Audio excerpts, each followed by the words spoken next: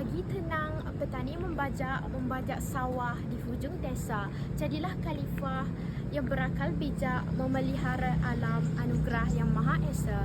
Assalamualaikum warahmatullahi wabarakatuh dan salam sejahtera. Bismillahirrahmanirrahim. Dan nama saya Nurhana Zafirah binti Zulkifli, dan tajuk tazkirah yang saya akan berikan pada hari ini adalah tanggungjawab khalifah dalam menjaga kesejahteraan bumi. Baiklah, saya akan mulakan tazkirah saya pada hari ini dengan menyatakan apakah itu maksud khalifah. Maksud khalifah adalah generasi manusia yang dipilih oleh Allah Subhanahu Wa Taala sebagai penggantinya untuk mentadbir, mengurus dan memakmurkan muka bumi ini dengan menjalankan syariat Allah Subhanahu Wa Taala, sama ada di peringkat peribadi, keluarga, masyarakat dan juga negara. Allah Subhanahu Wa Taala juga berfirman dalam surah Al-An'am ayat 165 tentang pemilihan khalifah yang membawa maksud adalah dia yang telah menjadikan engkau khalifahnya. Pewaris bumi ini, dia telah meningkatkan darjat sebahagian di antaramu kepada peringkat yang lebih tinggi daripada sebahagian yang lain, sehingga dia dapat mengujimu mengenai caramu memperlakukan pemberiannya. Sesungguhnya Tuhanmu cepat memberi siksaan, namun dia juga sangat pengampun dan maha penyayang. Selain itu, Allah Subhanahu Wa Taala juga telah melepaskan manusia di muka bumi yang terbentang luas ini supaya manusia itu dapat mencari atau menerapkan sifat-sifat yang baik dan buruk menurut apa yang dianggap oleh manusia itu sendiri. Oleh sebab itulah manusia ini diberi kelebihan oleh Allah Subhanahu Wa Taala, iaitu kelebihan kebijaksanaan akal. Namun, apakah sebenar-benarnya peranan manusia sebagai khalifah di muka bumi ini? Peranan seorang khalifah bukan sahaja satu penghormatan, tetapi ia juga datang dengan satu amanah yang besar. Dalam Islam, peranan ini bermakna kita harus menjaga bumi bukan hanya untuk kemakmuran diri, tetapi untuk kesejahteraan seluruh ciptaan Allah serta generasi akan datang. Sebagai khalifah, tanggungjawab kita ni menyentuh pelbagai aspek, dari menjaga alam sekitar hingga menjaga keadilan sosial dan juga membangunkan masyarakat kita sendiri. Allah juga menyebut dalam Al-Quran surah Al-Baqarah ayat 30 bahawa manusia ni dilantik sebagai khalifah walaupun makhluk lain seperti malaikat mempersoalkan kemampuan kita sendiri.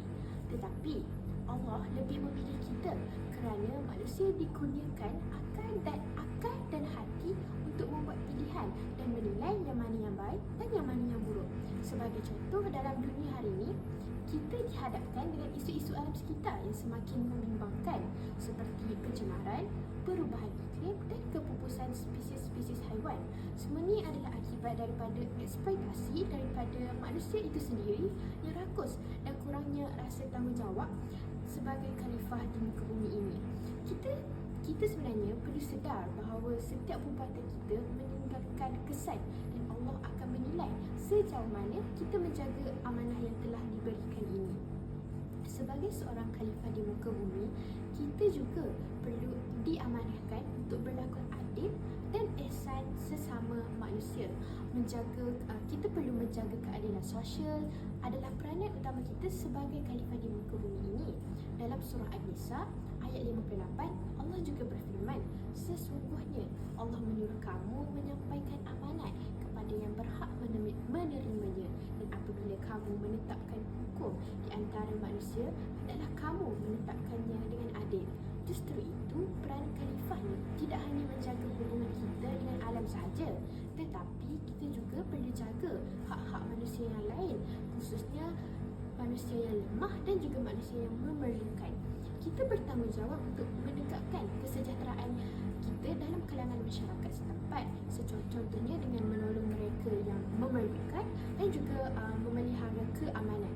Sebagai seorang Muslim, pilihan dan tindakan yang kita lakukan bukan hanya berkesan untuk kehidupan di dunia sahaja, tetapi akan dipertanggungjawabkan di akhirat kelak.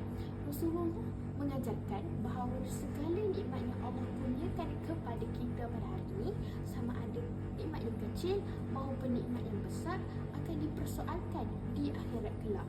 Maka adalah penting untuk kita semua sentiasa berhati-hati dalam tindakan dan keputusan agar tidak mengabaikan amanah yang telah Allah berikan kepada kita sebagai khalifah di muka bumi ini. Selain itu, tanggungjawab kita sebagai khalifah juga membawa maksud kita perlu memupuk kasih sayang dan keharmonian terhadap alam sekitar. Islam mengajar bahawa setiap makhluk di bumi ini adalah ciptaan Allah dan kita perlu menghormati mereka, dan Rasulullah pernah menasihatkan untuk kita tidak menebang pokok sewenang-wenangnya atau membunuh haiwan tanpa sebab.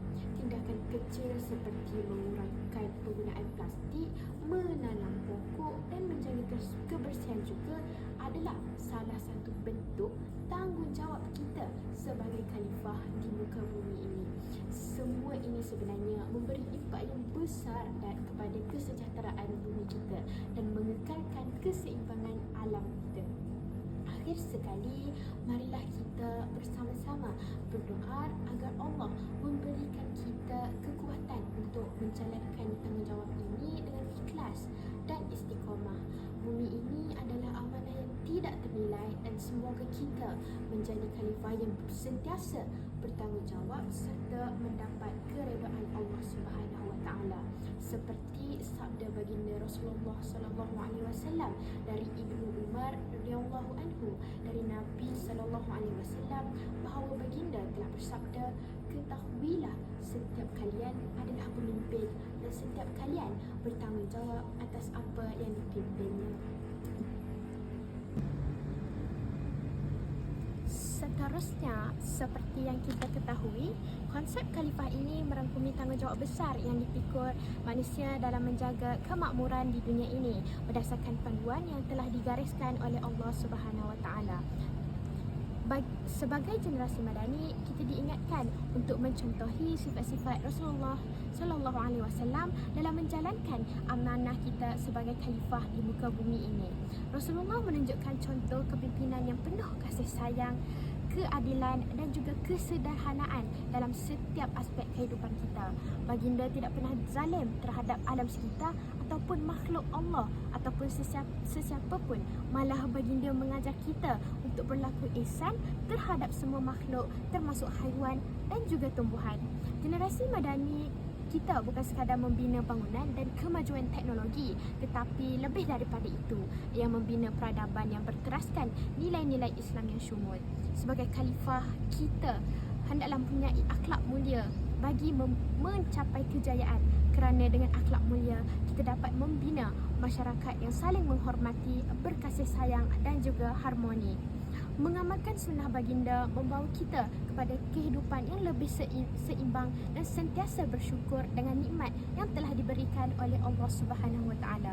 Kesimpulannya, saudara dan saudari yang dirahmati Allah sekalian, marilah kita menghayati peranan besar kita sebagai khalifah di muka bumi ini. Tanggungjawab ini memerlukan pengorbanan, komitmen dan kesedaran bahawa kita adalah sebahagian daripada sebuah sistem yang lebih besar.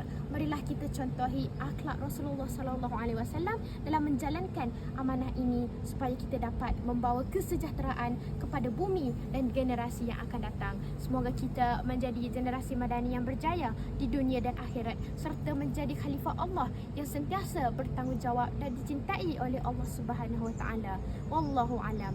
Wassalamualaikum warahmatullahi wabarakatuh.